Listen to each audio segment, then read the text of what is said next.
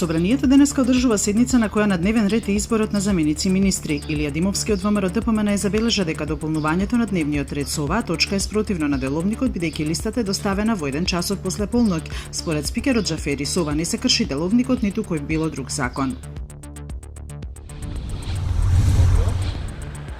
Самостојниот синдикат на новинарите и медиумските работници смета дека главен виновник за урнисувањето на медиумската куќа Медија Принт Македонија, која што раководеше со овие весници како Дневник, Утрински, Вест и другите, е менаџментот. Поради ова ССНМ поднесе кривични пријави за поранешните управители Јана Станисављева и Срџан Керим.